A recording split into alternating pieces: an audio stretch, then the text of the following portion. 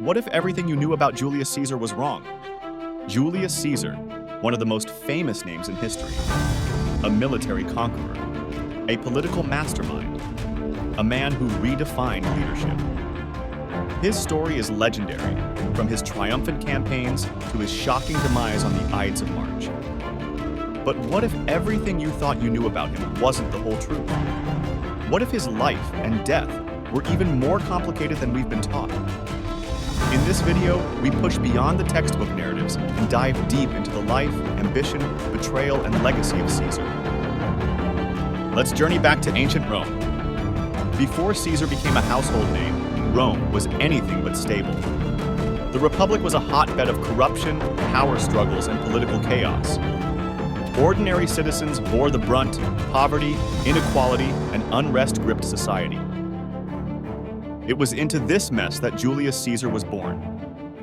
He came from the senatorial class, tied to noble lineage, but not wealthy or powerful by birth. Young Caesar was surrounded by Rome's power-hungry elite and learned early that in this environment, survival demanded ambition, alliances, and ruthless intelligence. Little did anyone suspect that this ambitious youth would one day bring the Republic to its knees. From the moment he entered public life, Caesar's moves were calculated. He courted the masses with grand gestures, public speeches, and games, securing his reputation as a champion of the people. Yet, his true genius lay in his political strategy. Caesar formed the First Triumvirate, a secret alliance with two of the most powerful men in Rome, Pompey the Great and the wealthy Crassus. Together, they wielded extraordinary influence and reshaped Roman politics to serve their shared goals. But Caesar wasn't content to share power for long. His ambition burned hotter than alliances, and he had his sights set higher. After securing a governorship in Gaul, Caesar set out to achieve his next goal: military glory and expansion. Caesar's campaigns in Gaul were nothing short of revolutionary. From 5850 BCE, he led Roman forces into a brutal series of battles, conquering vast territories and subjugating millions. Historians credit him with masterclass strategy, outmaneuvering tribes, building innovative battlefield structures, and maintaining fierce loyalty among his troops. But there's another side to this story. Caesar chronicled his own exploits in his book Commentari de Bello Gallico, portraying himself as the noble hero of the tale. After all, the cost of his conquests was undeniable: untold deaths, displacement, and the end of freedom for Gaul's tribes. Caesar had solidified his reputation as an unrivaled general, but his next move was even bolder. The moment Caesar crossed the Rubicon River in 49 BCE, he made history. At the time, Rome's laws strictly forbade generals from bringing their armies into Roman territory. But Caesar defied that rule. His famous declaration, Alea iacta est, the die is cast, marked his point of no return. The ensuing civil war was brutal and decisive. Against all odds, Caesar overpowered Pompey's forces, defeating his former ally and pursuing him to Egypt, a journey that coincided with his infamous encounter with Cleopatra.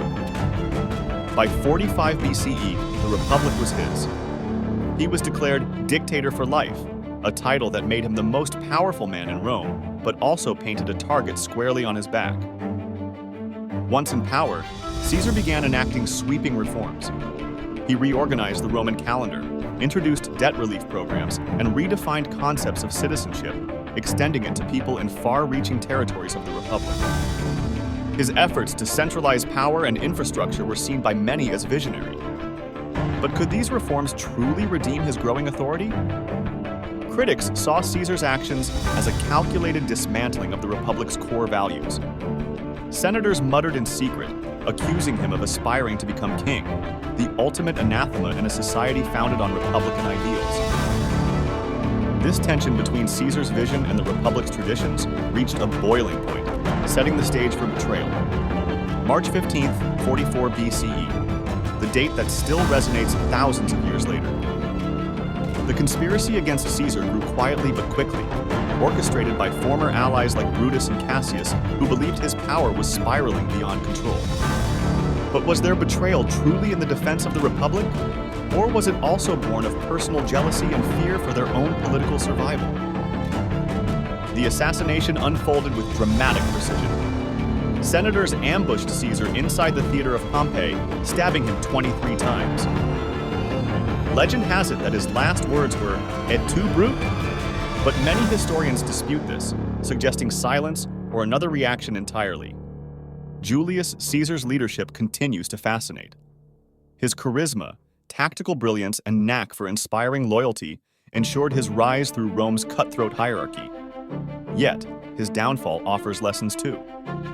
His unyielding ambition, necessary for success, also sowed distrust and fear among his peers. Modern leaders could learn a lot from Caesar: how to build loyalty, how to innovate, and yes, how unchecked ambition can become a double-edged sword. Though Caesar died, his legacy lived on, and so did the Roman Empire. In the wake of his assassination, chaos erupted once again, leading to the rise of his adopted heir, Octavian, later known as Augustus.